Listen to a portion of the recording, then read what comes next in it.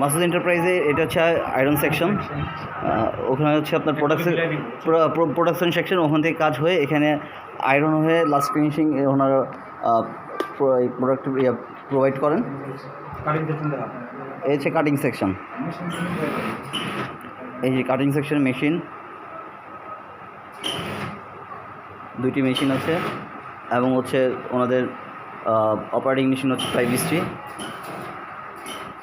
আপনি বাংলাদেশের 64 জেলার মধ্যে সকল প্রান্তে আমরা হোলসেল দিয়ে থাকি। আর যারা রিটেল নিতে চান অবশ্যই মাসুদ ভাইয়ের ডিসক্রিপশনে নাম্বার দেওয়া থাকবে, তার সাথে যোগাযোগ করে আপনার রিটেল নিতে পারবেন।